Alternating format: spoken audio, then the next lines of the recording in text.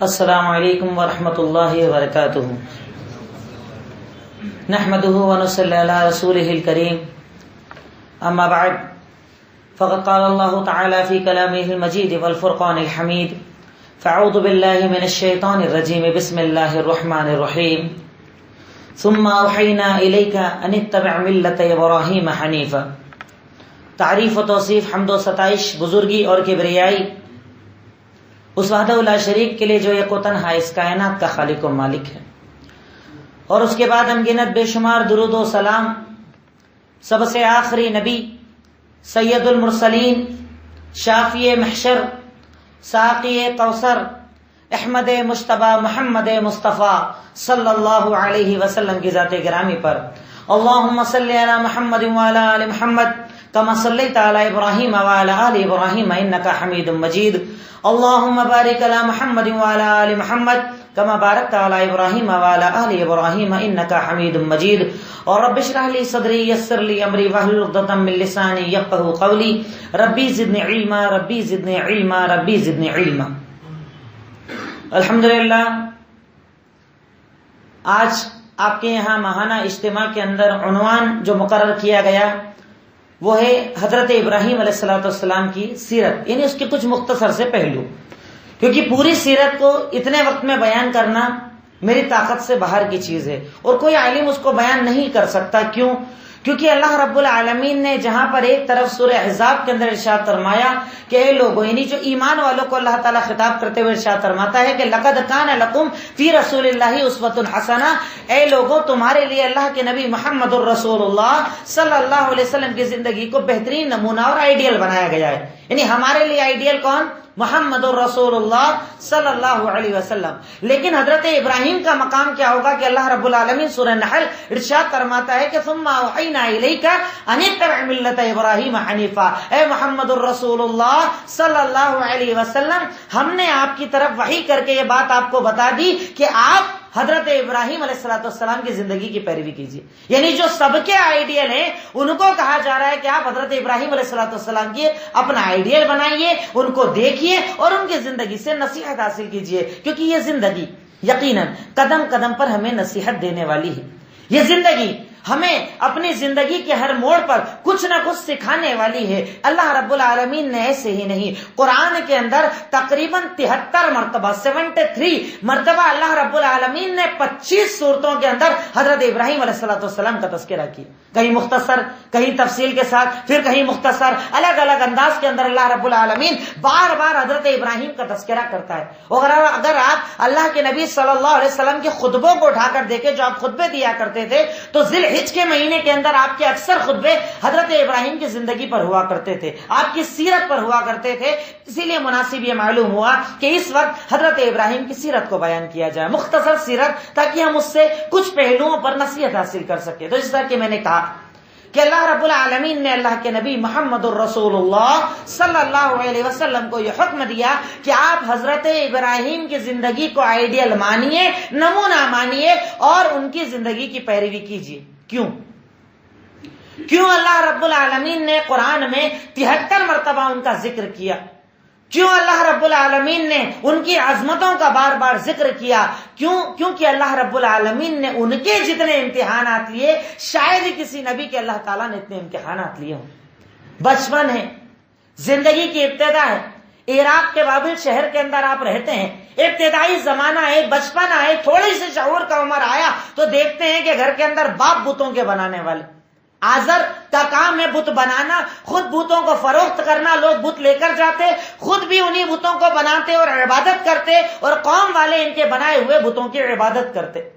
اب اس وقت جب ہم حضرت ابراہیم کی سیرت کی ابتدا کو پڑھتے ہیں تو یہ پتہ چلتا ہے کہ حضرت ابراہیم نے ہمیں یہ سکھایا کہ انسان کو ہمیشہ شروعات اپنے گھر سے کرنا چاہیے۔ ہم کہاں سے کرتے ہیں؟ محلے سے کرتے ہیں، آس پڑوسی سے کرتے ہیں۔ اس کی بیٹی خراب، اس کا بیٹا خراب، اس کا کاروبار غلط، اس کا کاروبار غلط، یہ مکان وہاں سے بناتا، یہ دکان یہاں سے لاتا، اس کا تو لون کا کاروبار، اس کا تو دھوکے کا کاروبار، میرے گھر میں حرام کاروبار، مجھے پرواہ نہیں، میری بیٹی بے پردہ، مجھے پرواہ نہیں، میری بیوی پردہ نہیں کرتی مجھے پرواہ نہیں، میں دن رات غیبتیں کرتا مجھے پرواہ نہیں، میں حرام کاریاں کرتا مجھے پرواہ نہیں، میرے اکیلے کا عمل جو میں دکھا کر نہیں چھپا کر کرتا ہوں، ایسا عمل کہ اللہ اگر اس کی پکڑ کر لے تو میں بچ نہ پاؤں، لیکن مجھے فکر نہیں، مجھے فکر ہے زمانے کی، مجھے فکر ہے دوستوں کی، مجھے فکر ہے آس پڑوسیوں کی، اس کے گھر میں کہاں سے آتا ہے، یہ کیسے کرتا ہے، یہ کیسے کماتا ہے، یہ کامیاب کیسے ہو گیا، اس کا مکان دکان کیسے بن گیا، جبکہ اللہ رب العالمین اس دن کم سے کم ویسے تو ساری زندگی حضرت ابراہیم کی سیرت کو پڑھنا چاہیے، لیکن بالخصوص اس مہینے کے اندر جب حضرت ابراہیم کی سیرت کو پڑھو تو سب سے پہلی نصیحت یہ حاصل کرو کہ حضرت ابراہیم علیہ السلام سورہ انعام آیت نمبر 74 کے اندر، سورہ مریم آیت نمبر 40 کے اندر اللہ رب العالمین نے یہ بتایا کہ حضرت ابراہیم نے جب دعوت کی ابتدا کی سب سے پہلے اپنے گھر سے آغاز کیا. کیا کہا ابا جان کو؟ یا ابتی لما تعبد ما لا يسمع ولا يبصر ولا يغني عنك شيئا. اے میرے ابا جان، آپ کیوں عبادت کرتے ہیں ایسے معبودوں کی جو نہ سن سکتے، جو نہ دیکھ سکتے؟ لما تعبد ما لا يسمع ولا يبصر ولا يغني عنك شيئا. اے میرے ابا جان، آپ کیوں عبادت کرتے ہیں ایسے معبودوں کی جو آپ کو بے نیاز نہیں کر سکتے؟ آپ مانگو آپ کو دے نہیں سکتے، آپ پکارو آپ کی پکار سن نہیں سکتے، آپ پریشان ہو آپ کو دیکھ نہیں سکتے. اے میرے ابا جان کیوں عبادت کرتے ہو؟ دو چیزیں سمجھ میں آئی. پہلی چیز، دعوت کی ابتدا گھر سے ہونا چاہیے. جب میں اپنے گھر کو سدھار لوں، میری بیوی پردے کے اندر، میری بہن نمازوں کے اندر، میری والدہ دین اور شریعت پر عمل کرنے والی، میرا کاروبار حلال کا، اپنے گھر کو سدھارنے کی پہلی کوشش کروں، حجت پوری کروں. حجت پوری کرنے کے بعد اب آگے بڑھ کر مجھے سماج کے اندر کام کرنا ہے. پہلی چیز یہ سمجھ میں آئی. اور دوسری چیز، دعوت کی ابتدا چاہے گھر سے ہو یا باہر سے ہو، اخلاق کے ساتھ ہونا چاہیے. ہم لوگ کیا ہوتا ہے کہ پورا گھر میرا شرک کے اوپر ہے، اللہ نے مجھے ہدایت کا راستہ دکھا دیا، اب اگر میں ایک دن میں ہدایت پر آ گیا تو بولتا ابا کیوں نہیں آ رہے، آج کے آج ہدایت پر آنا چاہیے.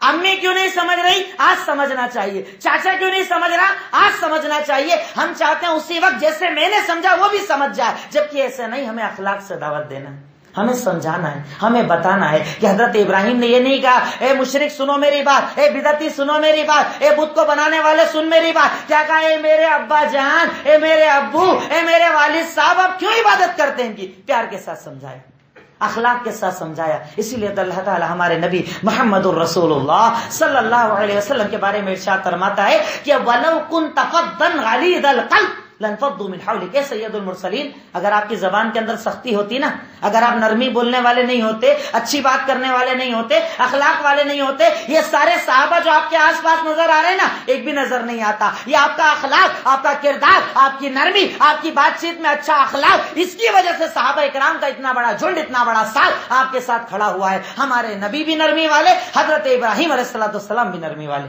نرمی کے ساتھ ابا کو دعوت دی، ابا کو دین سمجھایا، ابا کو دین بتایا. سورہ مریم کے اندر اللہ رب العالمین اور زیادہ تفصیل کے ساتھ کہتا ہے کہ وَإِذْ قَالَ إِبْرَاهِيمُ لِأَبِيهِ آزَرَ أَتَتَّخِذُ أَصْنَامًا آلِهَةً إِنِّي أَرَاكَ وَقَوْمَكَ فِي ضَلَالٍ مُبِينٍ. اے میرے ابا جان، اے آزر سنو، آپ کیوں بتوں کو اپنے ہاتھ سے بنا کر عبادت کرتے ہو؟ میں آپ کو گمراہی کے اندر دیکھتا ہوں. سورہ انعام کے اندر یہ ذکر، سورہ مریم کے اندر دوسرا ذکر. جیسا کہ میں نے کہا تقریباً 25 صورتوں کے اندر 73 مرتبہ حضرت ابراہیم کا تذکرہ موجود ہے. کہا کہ میرے ابا جان کیوں عبادت کرتے ہو ایسے معبودوں کی، یہ تو غلط ہے نا. اب ابا جان کو جب دعوت دی، ابا نہیں مانے. کیا کہا؟ پہلے سمجھایا بتایا، جب نہیں مانے ابا جان نے منع کر دیا. کیا کہا؟ یہ کام بند کر، دعوت کا کام مت کر، مجھے مت سمجھا، مجھے مت سکھا. سوچ، اگر نہیں مانے گا لارجمن وہجرنی ملیہ، میں تجھے پتھروں سے مار مار کر ختم کر دوں گا، جا گھر سے نکل جا. وہجرنی ملیہ، چھوڑ دے، چلا جا یہاں سے، ہو گیا تیرا کام. یعنی اس سے یہ بھی پتا چلا کہ گھر میں اگر آپ دعوت کا کام کرتے ہیں، سامنے والا نہ مانے، حجت پوری کرنے کے بعد اس کو پریشان بھی نہیں کرنا ہے بار بار. حجت پوری کر دیجئے، سمجھا دیجئے، اخلاق سے، کردار سے، طریقے سے. اب اگر وہ نہ مانے تو اسے چھوڑ دیجئے. جیسا کہ حضرت ابراہیم علیہ السلام کو جب ابا نے کہا سب حجت پوری، سب تو نے بتا دیا، اخلاق تیرا سب ہو گیا، اب سن، میں تیری بات ماننے والا نہیں، مجھے چھوڑ کر چلا جا. تو آخر میں ایک جملہ کہتے ہیں استغفر لک ربی انہ کان بی حفیہ.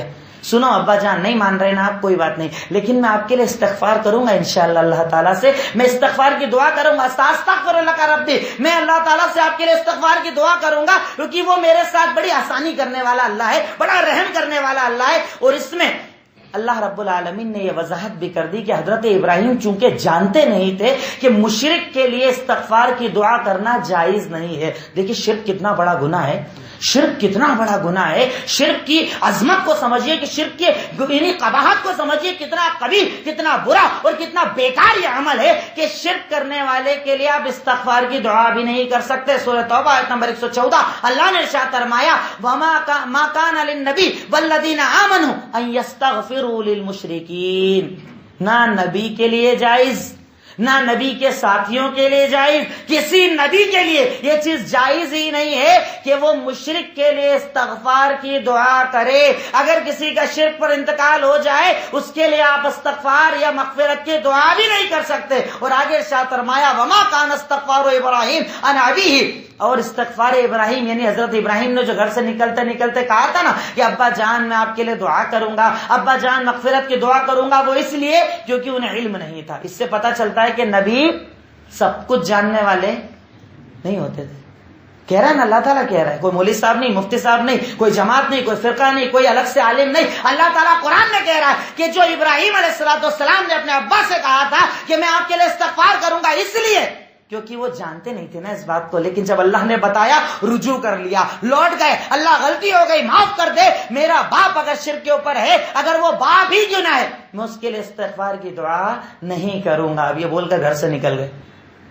گھر کا کام پورا, گھر والوں کو سمجھا دیا, اخلاق سے, کردار سے, جو طریقہ اللہ نے انہیں دیا تھا دعوت کر دی, سمجھا دیا. اب اس کے بعد آگے بڑے, قوم والوں کو دعوت دینا شروع کی, قوم والوں کو دین بتایا. اے لوگوں سنو, تم کیوں عبادت کرتے ہو ایسے معبودوں کی, یہ سن نہیں سکتے, یہ دیکھ نہیں سکتے, کیوں عبادت کرتے ہو, مت عبادت کرو. ہاتھوں سے بناتے ہو پھر عبادت کرتے ہو, یہ چیز صحیح نہیں. اس اللہ کی عبادت کرو جو خالق ہے, مالک ہے. یہاں تک کہ ان کے سامنے دلیلیں رکھتے ہوئے ارشاد فرمایا کہ میرا رب کون ہے, الذی خلقنی فہو یہدین والذی هو یطعمنی ویسقین وَإِذَا مَرِضْتُ فَهُوَ يَشْفِينِ وَالَّذِي يُمِيتُنِي ثُمَّ يَحْيِينِ وَالَّذِي أَطْمَعُ أَن يَغْفِرَ لِي خَطِيئَتِي يَوْمَ الدِّينِ. اے قوم والوں سنو, قوم والوں کے سامنے دلیل رکھ دی. دیکھیے حضرت ابراہیم کی پوری زندگی میں آپ کو ایک چیز ملے گی کہ آپ دلیل رکھ کر آگے بڑھ جاتے تھے, آپ بحث نہیں کرتے تھے. ہم لوگ بحث زیادہ کرتے ہیں, دلیل کم بحث زیادہ.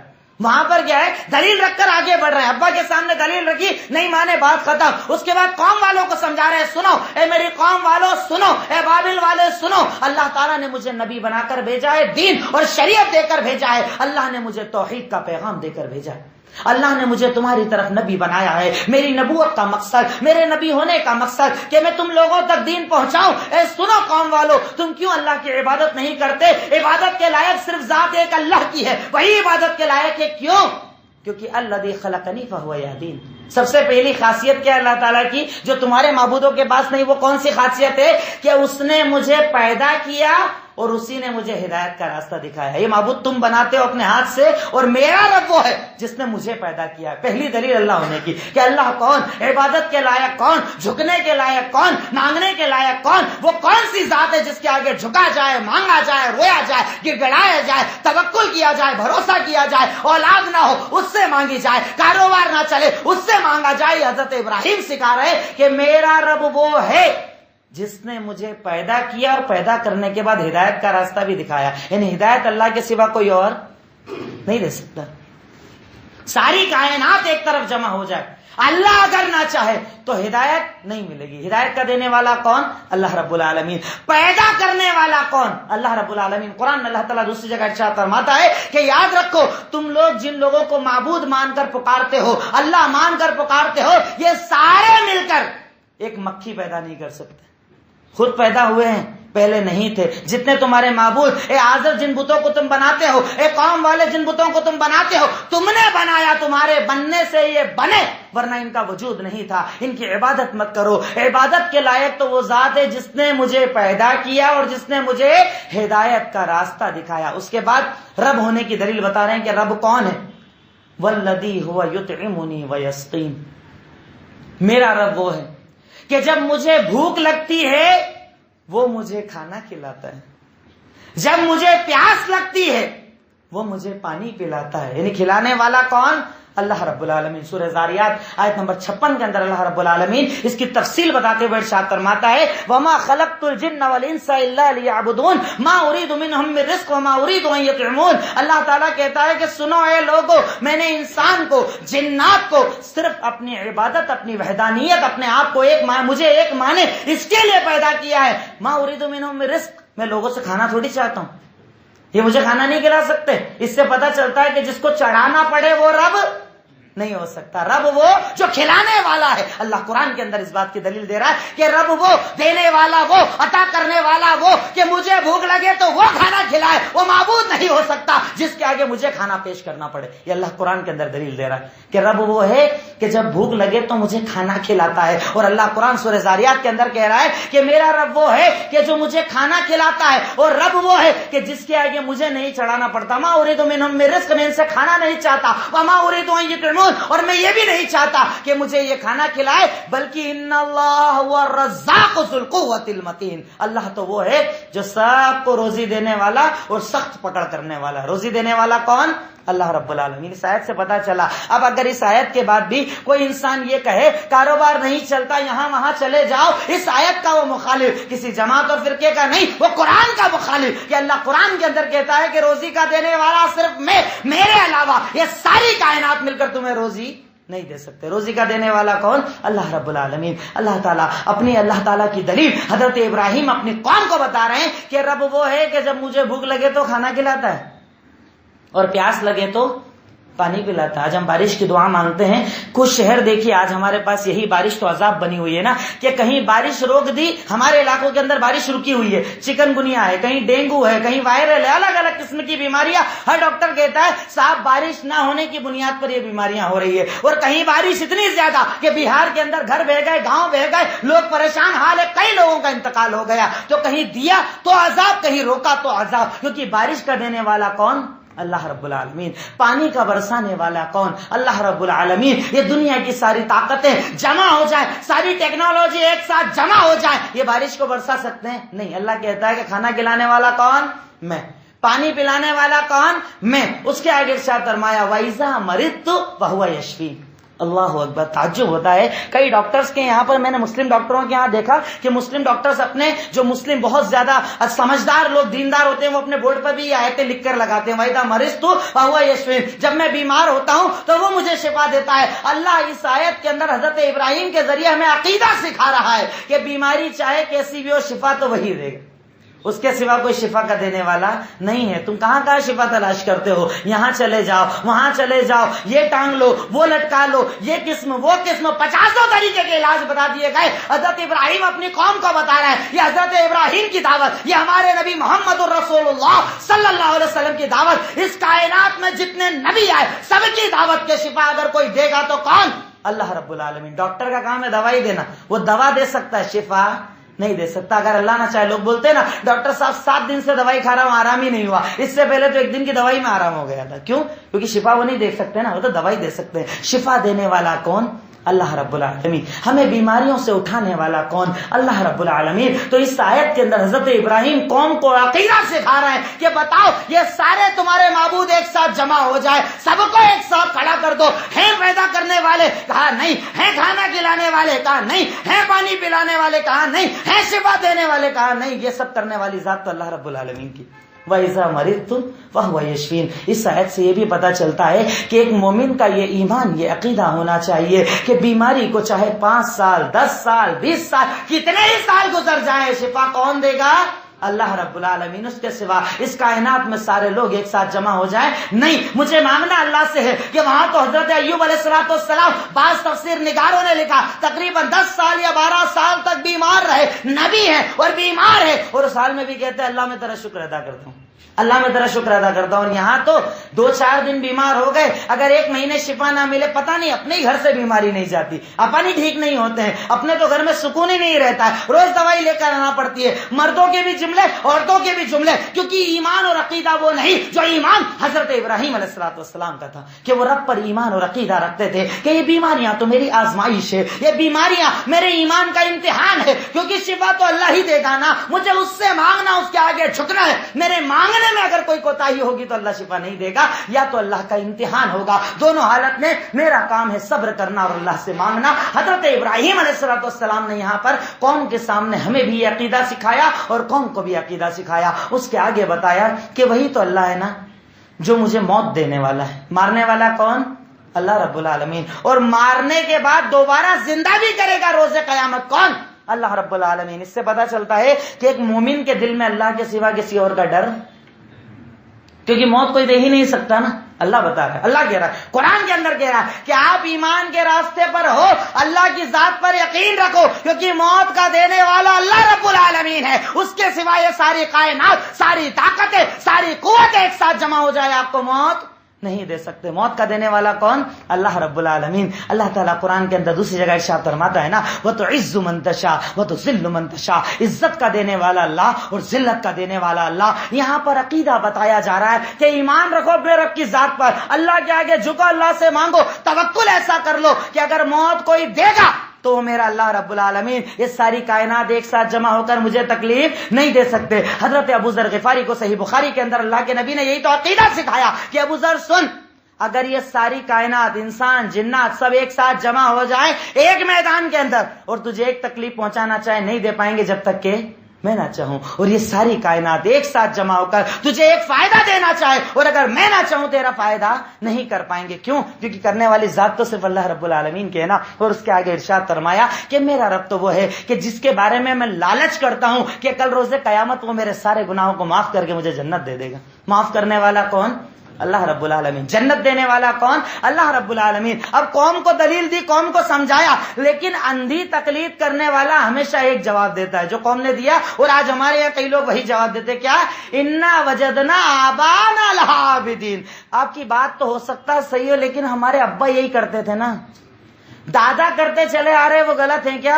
خاندانوں سے ہم تو یہ کرتے چلے آ رہے ہیں نا، یہ غلط ہے کیا؟ حضرت ابراہیم کی قوم نے یہی جواب دیا، ان کے بعد کی قوموں نے یہی جواب دیا۔ خود ہمارے نبی جب آپ نے کہا کہ کعبہ کے اندر اتنے سارے بت کیوں رکھے، بتاؤ آسمان کا بنانے والا کون؟ اللہ۔ زمین کا بنانے والا کون؟ اللہ۔ روزی کا دینے والا کون؟ اللہ۔ پھر کیوں عبادت کرتے ہو؟ تو کہا عبادت نہیں کرتے، یہ تو اللہ تک پہنچانے والے ہیں، اور ہمارے ابا یہی کرتے تھے، ہمارے دادا یہی کرتے تھے، خاندانوں سے چلا آ رہا ہے۔ اندھی تقلید کرنے والے کے پاس کوئی دلیل نہیں ہوتی، دلیل صرف ایک ہوتی ہے کہ ہمارے خاندان یہ عمل کرتے چلے آ رہے ہیں، جو حضرت ابراہیم کے سامنے رکھی۔ اب حضرت ابراہیم علیہ السلام نے جب قوم کو سمجھایا اور نہیں مانے تو انہوں نے ایک دھمکی بھی دے ڈالی۔ کیا کہا؟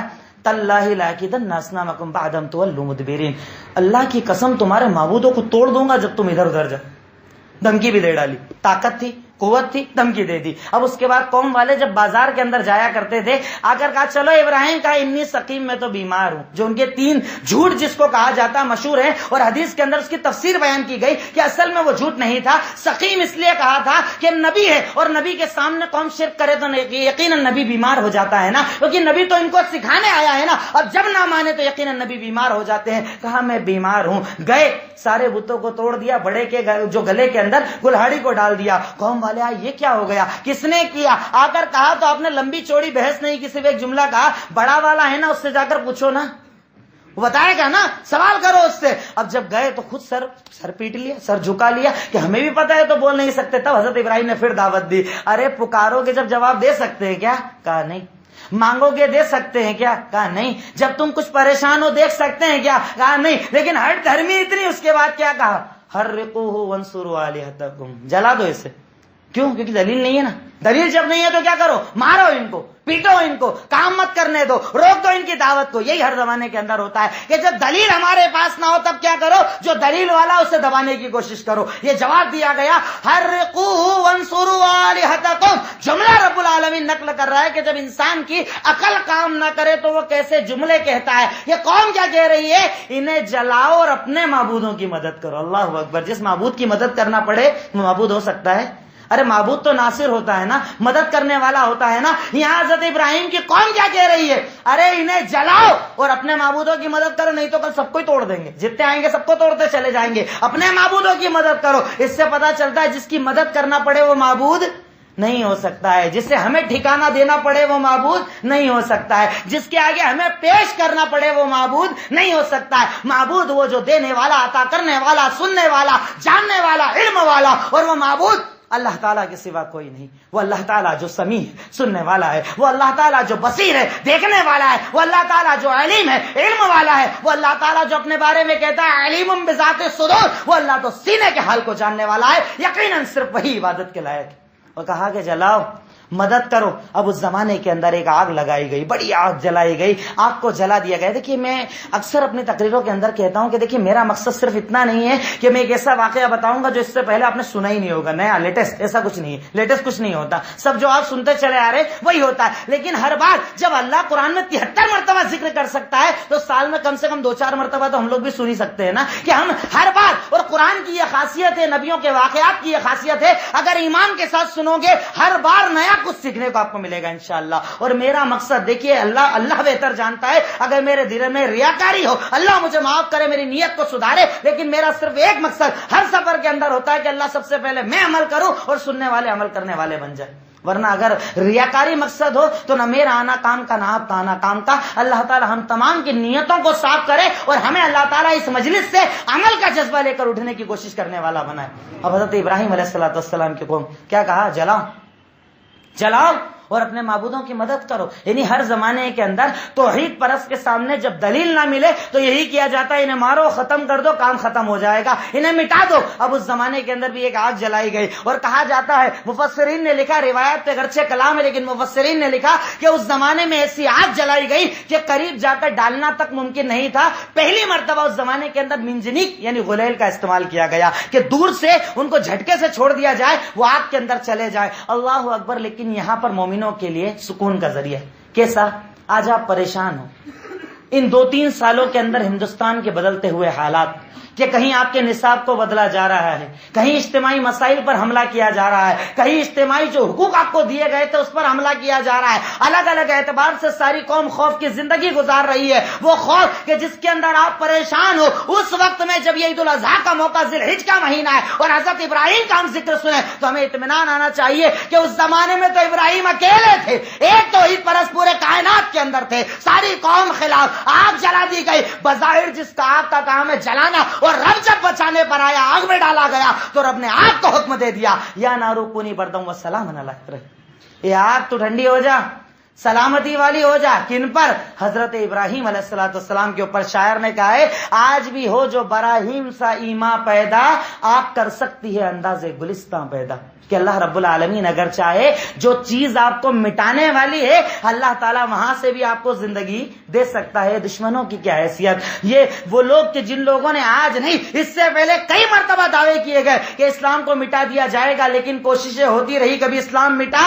اسلام باقی تھا، باقی ہے، باقی رہے گا. اسلام کبھی مٹنے والا نہیں. اللہ رب العالمین کے لیے جب اس واقعے کو سن رہے ہو تو اپنے دلوں کے اندر اس توکل کو دوبارہ زندہ کرو، اس بھروسے کو زندہ کرو کہ آگ میں ڈالا. انہوں نے کہا حسبنا اللہ و نعم الوکیل، ہمارے لیے اللہ کافی ہے اور وہ بہترین کارساز ہے. اللہ تعالیٰ نے آپ کو کہا، اے آگ تو ٹھنڈی ہو جا، سلامتی والی ہو جا. ابراہیم علیہ السلام کے اوپر یعنی اللہ تعالیٰ جب بچانے پر آئے تو وہ آگ جس کا کام جلانا تھا اللہ نے اس سے بھی حضرت ابراہیم کو زندگی دے دی. اللہ تعالیٰ نے وہاں سے بھی بچا لیا. اب چونکہ اس زمانے کے اندر جب یہ آگ کا واقعہ ہوا، مفسرین نے لکھا ہے کہ اس زمانے میں 2 لوگ آپ پر ایمان لائے تھے، ایک حضرت لوط، دوسری حضرت سارہ. لوط جو آپ کے بھتیجے تھے، سارہ اس قوم کی رہنے والی تھی. یہ دونوں آپ پر ایمان لے آئے اس واقعے کو دیکھنے کے بعد کہ کیا معاملہ ہے. اب اتنا بڑا واقعہ جب ہوا اس زمانے کے بادشاہ تک خبر چلی گئی، نمرود تک. عجیب آدمی ہے، ایسا مسئلہ ہوا، آگ میں ڈالا تب بھی ختم نہیں ہوا، ایسا مسئلہ ہے. نمرود نے اپنے پاس بلایا بحث کرنے کے لیے، مناظرہ کرنے کے لیے کہ آؤ اور مجھے دین کی بات بتاؤ. نمرود کے پاس گئے تو پتا چلا کہ یہ آدمی ذرا عقل والا نہیں ہے، پیدل ہے، عقل سے سمجھتا نہیں ہے. تو آج ہم لوگ ہوتا ہے نا، ہمارے نوجوان کیا کرتے ہیں، دکھ رہا ہے سامنے والا قرآن حدیث نہیں سمجھ رہا، اس کے بعد بھی لگے ہوئے ہیں واٹس ایپ پر. رات کو 3 بجے تک مناظرہ ہو رہا ہے صاحب، اور فجر غائب. اور 3 بجے اگر مسئلہ چلتے چلتے اچانک لگا کہ دلیل کی ضرورت ہے، وہیں سے 3 بجے مولوی صاحب کو فون بھی لگ جاتا ہے. مولانا سو تو نہیں رہے تھے آپ، ایک مسئلہ ذرا بتانا. شریف لوگ تو الحمدللہ اس وقت تک سو ہی جاتے ہیں نا، شریف لوگ تو سو جاتے ہیں نا. میں اکثر یہی جواب دیتا ہوں، فون آتا ہے رات کو 1 بجے، مولانا مناظرہ چل رہا ہے ذرا دلیل بتانا، سو تو نہیں گئے تھے. میں کہتا ہوں الحمدللہ شریف لوگ تو عام طور پر اس وقت تک سو جاتے ہیں. سننا پڑتا ہے نا. لیکن ہمارے یہاں پر سامنے والا نہ مانے، کیسے نہیں مانے گا، اس کو منوا کر ہی مجھے چھوڑنا ہے. کیونکہ یہاں پر مسئلہ حق پر لانے والا نہیں، یہاں پر مسئلہ جیت اور انانیت کا ہے کہ میں بڑا یا تو چھوٹا. کون بڑا یہ بتا، یہاں پر مناظرے کا مقصد عام طور پر، میں کسی کی نیت پر شک نہیں کرتا، لیکن عام طور پر ہمارے یہاں مناظروں کا آج مقصد یہ بن گیا ہے کہ میں زیادہ علم والا یا تو زیادہ علم والا. اللہ کے لیے بحث کرو تو آدمی کو دیکھ کر کرو، سمجھدار ہے سمجھاؤ، اور لگتا ہے کہ جاہل ہے 2 بات کر کے بات ختم کر دو، جیسے کہ حضرت ابراہیم نے کی. جب دیکھا کہ نمرود سمجھنے والا نہیں ہے، کیا کہا؟ تیرا اللہ کون ہے بتا، تیرا معبود کون ہے بتا. کہا میرا معبود وہ ہے جو پیدا کرتا ہے اور مارتا ہے. کہ میں بھی کر سکتا ہوں، کون سی بڑی بات ہے، میں بھی کر سکتا ہوں. کیسے؟ 2 مجرموں کو بلایا، ایک کو قتل کی سزا، اس کو مارنا تھا، قتل کی سزا ملنے والی تھی، چھوڑ دیا، دیکھو میں نے پیدا کر دیا. اور ایک جو آدمی عام طور پر معصوم گھوم رہا تھا، لایا اسے پھانسی دے دی، دیکھو میں بھی مار سکتا ہوں، میں بھی زندہ کر سکتا ہوں. دیکھ لیا کہ اس میں عقل نہیں ہے، پیدل ہے، سمجھنے والا نہیں ہے. کیا کیا؟ میرا رب وہ ہے جو سورج کو مشرق سے اگاتا ہے مغرب میں ڈباتا ہے. الٹا کر کے دکھا، الٹا کر کے دکھا. ایک دلیل دی، بات ختم. وَبُهِتَ الَّذِي كَفَرَ. خاموش خاموش، کوئی جواب نہیں. یعنی جب آپ سے جاہل بحث کرے تو اس بحث کو زیادہ آگے مت بڑھائیے، ایک بات بولیے جہاں پر وہ خاموش ہو جائے، ختم کر دیجئے بات. جیسا کہ ہمارے نبی کو اللہ تعالیٰ نے کہا نا کہ مومن کون ہے، رحمان کے بندے کون ہیں؟ اِذَا خَاطَبَهُمُ الْجَاهِلُونَ قَالُوا سَلَامًا. کہ مومن رحمان کے بندے وہ ہیں کہ جب جاہل ان سے بحث کرتے ہیں تو وہ ایک جملہ کہتے ہیں السلام علیکم، بات ختم. سلام کرتے آگے بڑھ جاتے ہم لوگ. لیکن بحث کرتے نا، میں بڑا چھوٹا کیسے ہو جاؤں، میں بحث کروں گا، اس نے یہ دلیل دی میں اس سے بڑی دلیل لاؤں گا، وہ گالیوں پر اتر آیا میں اس سے زیادہ گالیاں بکوں گا. اللہ کے لیے نوجوانوں میں یہ بات کہنا چاہتا ہوں کہ حضرت ابراہیم کی سیرت اور ہمارے نبی محمد الرسول اللہ صلی اللہ علیہ وسلم کی سیرت سے سیکھو کہ آپ نے کبھی جاہلوں سے بحث نہیں کی. ایک حد تک سمجھاؤ، سمجھے ٹھیک، نہ سمجھے اسے چھوڑ دو. اللہ تعالیٰ نے ہم پر کسی کو نگہبان نہیں بنایا. وہاں تو ہمارے نبی کو کہا گیا لست علیہم بمسیطر. چچا کے پاس گئے، انتقال کا وقت ہے، کہا کلمہ پڑھ دو نا، کہا نہیں پڑھوں گا. کلمہ پڑھ دو نا، نہیں پڑھوں گا. ارے کان میں پڑھ دو نا، کان میں پڑھ دو. میں آپ کے لیے سفارش کروں گا، اللہ نے قرآن میں کون سی آیت نازل کی؟ انک لا تہدی من احببت ولکن اللہ یہدی من یشاء. اے سید المرسلین، آپ جسے چاہو ہدایت نہیں دے سکتے. ہدایت دینے والا کون؟ اللہ رب العالمین. آج ہمارے یہاں یہ بیان کر دیا جائے تو لوگ کہیں گے گستاخ رسول صلی اللہ علیہ وسلم ہے. میں نہیں کہہ رہا، قرآن میں اللہ کا کلام، اللہ تعالیٰ کے نازل کردہ قرآن میں رب نے یہ بتایا کہ ہدایت دینے والا کون؟ صرف اللہ رب العالمین. تو جب اللہ کے نبی کو کہا جاتا لست علیہم بمسیطر، آپ کسی پر نگہبان نہیں ہے، آپ کا کام پہنچانا ہے، قبول کرنا نہ کرنا یہ اللہ اور بندے کے بیچ کا معاملہ ہے. اس لیے جب جاہل بحث کرے تو زیادہ بحث نہیں کرنا چاہیے، اور بحث کرتے کرتے علماء کو بھی پریشان نہیں کرنا چاہیے. اس سے بھی بچیے، کیونکہ عام طور پر ایک مسئلہ ہمارے نوجوانوں کے اندر بہت زیادہ چل پڑا ہے آج کل، مناظرہ. اور ہر عالم کی ریکارڈنگ ہوتی ہے صاحب، اور ریکارڈنگ کو بتایا جائے گا. اب بیچارے مولوی صاحب آدھی نیند کے اندر ہے، ایک لفظ غلط بول گئے، دوسرے دن پتا چلا صبح نیند کھلنے کے پہلے واٹس ایپ پر پورے ہندوستان میں مولانا پھیل چکے ہیں. جو نیند میں مسئلہ بتایا تھا پورے انڈیا کے اندر پھیل چکا ہے. ہمارا عالم بھی بدنام، اس کا عالم بھی بدنام. اور میں کہتا ہوں کسی بھی جماعت کے عالم کو بدنام مت کرو، کیونکہ اللہ کے آپ کو جواب دینا پڑے گا. علماء کا مسئلہ ہے، چاہے عالم کسی بھی جماعت کا ہو، علماء کی عزت کرو. بات مانو نہ مانو وہ قرآن کے موافق ہونا چاہیے، لیکن عزت سب کی ہونا چاہیے. ہمارے ہاں ذلتوں کا دور ہے، میں اس کو ذلیل کروں، اس کے عالم کو ذلیل کروں، اس کے عالم کو ذلیل کروں. اگر سیکھنا مقصد ہے تو بات کرو، لیکن اگر کسی کو ذلیل کرنا مقصد ہے تو اللہ کے لیے دور ہو جاؤ. کیونکہ آپ کو آپ کی قبر کا جواب دینا اور اس کو اس کی قبر کا جواب دینا. آپ کی قبر میں وہ نہیں آئے گا، اس کی قبر میں آپ نہیں جاؤ گے. اللہ یہ نہیں پوچھے گا ان سے مناظرے میں جیتا تھا کہ نہیں جیتا تھا. اللہ تو یہی پوچھے گا تیرا رب کون، تیرے نبی کون، تیرا دین بتا. یہ اللہ پہلا سوال کروائے گا، فرشتے یہی پوچھیں گے. قبر میں یہ والے سوال نہیں ہوں گے جس پر آج ہمارے نوجوانوں کا آدھا وقت، آدھی انرجی اسی کے اوپر خرچ ہوتی ہے. دن رات لگے ہوئے ہیں، دن رات یہی عمل. اللہ کے لیے ایک مرتبہ اپنے موقف کو سوچو. کیا آپ نبی کے طریقے پر ہو؟ کیا آپ صحابہ کے طریقے پر دعوت دیتے ہو؟ اس چیز پر ایک مرتبہ غور کرنا چاہیے. اس کے بعد آگے بڑھے. حران نام کی بستی کے اندر آئے، سارا کو ساتھ دے کر حران نام کی بستی کے اندر آئے. ایک بستی کے جہاں پر لوگ چاند ستاروں کی عبادت کرتے تھے. اللہ اکبر. دیکھیے دعوت کا کتنا پیارا انداز اللہ نے آپ کو دیا تھا. سورہ انعام آیت نمبر 76 اور اس کے بعد کی تقریباً 6 آیتوں کے اندر اللہ تعالیٰ نے اس واقعے کا بھی ذکر کیا کہ جب وہاں پر آئے تو ڈائریکٹ، ہم لوگ کیا بولتے ہیں ڈائریکٹ غلط، ارے یہ سب غلط، کیا کر رہے تم لوگ، یہ حرام ہے، یہ تو شرک ہے نا، ایسا نہیں کرنا، ویسا نہیں کرنا. ایسا نہیں بولے. کیا بولے؟ چاند کی عبادت، ستارے کی عبادت، سورج کی عبادت. ان کو کہا، جب ستارے کو دیکھا قوم والے ساتھ میں، کہا اچھا ہاں یہ ستارہ میرا معبود ہے، میرا رب ہے. غائب ہو گیا. ارے غائب ہونے والا رب کیسے ہو سکتا ہے؟ ولما افلا قال انی لا احب الغافلین. میں غافل یعنی غائب ہو جانے والوں کو رب نہیں مان سکتا نا، میرا رب تو ہمیشہ ہونا چاہیے. یہ تو آ کر چلا گیا نا. قوم والوں سوچنے پر مجبور ہو گئے. پھر چاند نظر آیا.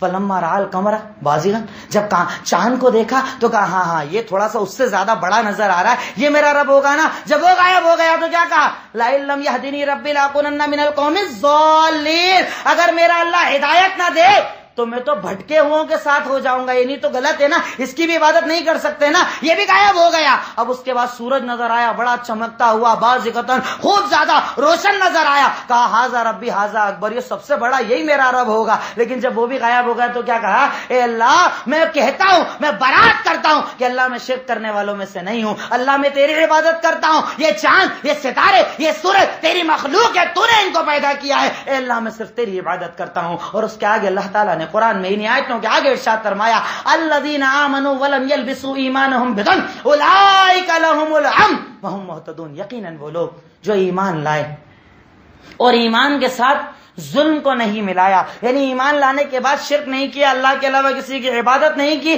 اللہ کے علاوہ کہیں اور دعا نہیں، نظر نہیں، شفاعت نہیں، کہیں کچھ نہیں کیا، یقیناً یہی لوگ ہیں جو امن میں رہیں گے، یعنی دنیا میں بھی امن اور آخرت میں بھی امن رہے گا۔ توحید پرستوں کو اللہ رب العالمین امن دینے والا ہے، دنیا کا بھی امن اور آخرت کا بھی امن۔ بظاہر دشمن سامنے ہو، بظاہر قوتیں سامنے ہو، بظاہر طاقتیں سامنے ہو، لیکن آخر میں امن اللہ توحید پرستوں کو دے گا کہ وہاں پر اٹھا کر دیکھیے نا، ان حالات کے اندر کبھی کبھی پڑھا کیجئے سیرت، پڑھیے کبھی کبھی سیرت تو سمجھ میں آئے گا۔ غزوہ احزاب کا واقعہ کبھی پڑھ کر دیکھیے، صحیح بخاری و مسلم نکالیے، اللہ قرآن کے اندر بھی کہتا ہے کیا ہوا تھا۔ مدینہ کے اندر تھوڑے سے مسلمان ہیں، مکہ کے اندر پلاننگ ہوتی ہے، صاحب یہودی ساتھ، نصارہ ساتھ، سارے قبیلے ساتھ، چلو سب ایک ساتھ مل کر جائیں گے، مسلمانوں پر حملہ کریں گے، جگہ پر فنش ختم کر دیں گے۔ مسلمان پریشان۔ قرآن میں اللہ تعالیٰ کہتا ہے کہ اس دن کیا ہوا تھا، اس جاؤکم من اسفل منکم، جب نیچے سے وہ آ گئے، اوپر سے آ گئے، سب طرف سے جمع ہو کر آ گئے۔ مسلمانوں تمہارے حالات کیسے تھے؟ وہی زاغت الابصار، تمہاری آنکھیں پتھرا گئی تھی ڈر کے مارے، تمہارے کلیجے حلق کو نکل کر آ گئے تھے ڈر کے مارے، تم الگ الگ گمان کرنے لگے تھے اللہ کے بارے میں، یعنی تمہیں لگ رہا تھا اب ختم، اب بچنے والے نہیں، چاروں طرف سے دشمنوں نے گھیر لیا۔ اللہ کہتا ہے کہ میں نے تمہاری مدد کیسے کی؟ میں نے اس وقت ایک ٹھنڈی ہوا بھیجی اور تمہاری مدد کر دی، سب کو بھگا دی، سب چلے گئے۔ یعنی اللہ فرشتوں کا بھی محتاج نہیں ہے، اللہ انسانوں کا بھی محتاج نہیں، طاقت تمہارے پاس ہو ضروری نہیں، حکومت تمہارے ساتھ ہو ضروری نہیں، قوت تمہارے ساتھ ہو ضروری نہیں، اللہ کا ساتھ تمہارے ساتھ ہونا چاہیے۔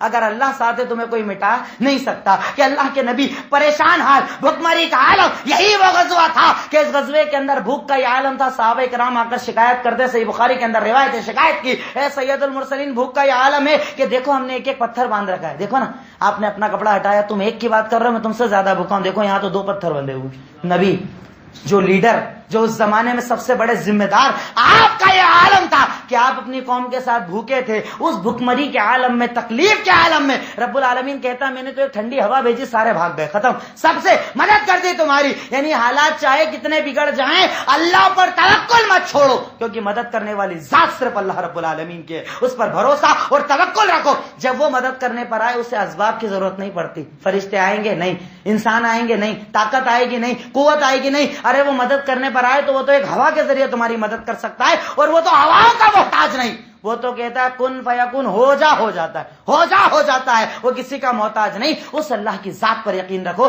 یہ ایمان سکھایا ہمیں حضرت ابراہیم علیہ الصلوۃ والسلام۔ اب اس کے بعد فلسطین وہ چلے گئے۔ فلسطین جانے کے بعد لمبی عمر میں، دیکھیے کافی واقعات کو چھوڑتا چلا جا رہا ہوں، مین باتوں کی طرف اشارہ کر رہا ہوں، مجھے بھی جانا ہے، وقت قریب ہوتا چلا جا رہا ہے، مختصر بات ہے، لیکن میں چاہتا ہوں کہ کچھ ایسی چیزیں ذہن میں رہ جائے کہ اس عید الاضحیٰ پر جب قربانی کرنے جاؤ تو صرف یہ یاد نہیں رہنا چاہیے کتنے ہزار کا لایا تھا۔ ہمارے یہاں اپنا تو 30 کا ہے، حاجی صاحب کا سب سے مہنگا بکرا آتا ہے، محلے میں حاجی صاحب سے اونچی کوئی قربانی کرتا ہی نہیں ہے، سب سے اونچی قربانی ان کی، ہر بار ان کا بکرا سب سے ہیوی ہوتا ہے۔ اس کے علاوہ دوسری فکر عشرہ ذی الحجہ کے اندر کیا ہوتی ہے، فریزر خالی کرو، پائے ادھر جما دیں گے، گوشت ادھر جما دیں گے، یہ سارا سیٹنگ ہو گیا۔ عید الاضحیٰ کا یہی مقصد ہے ہمارے پاس۔ کبھی عید الاضحیٰ کو تھوڑا اس سے ہٹ کے بھی مقصد دیکھنا کہ ہوا کیا تھا عید الاضحیٰ میں، کس کی یاد میں عید الاضحیٰ ہوتی ہے، کن کی زندگی کو اللہ تعالیٰ نے آئیڈیل مان کر عید الاضحیٰ منانے کا حکم دیا۔ کیا صرف جانور قربان کر دینا عید الاضحیٰ ہے؟ یقیناً نہیں۔ 85 سال کی عمر حضرت ابراہیم کی ہے، آپ کی بیوی سارہ آپ کے ساتھ، اور ایک اور بیوی جو آپ کو گفٹ کی گئی تھی بادشاہ کی طرف سے، حضرت ہاجر آپ کے ساتھ۔ 85 سال کی عمر ہے، 85 ایئرس اولڈ، کتنے زیادہ بزرگ ہو چکے ہوں گے، اس بزرگی کے عالم تک اللہ نے اولاد نہیں دی تھی۔ ہمارے یہاں شادی کے 2 سال بعد ہی قدم ڈگمگا جاتے ہیں، 5 سال بعد تو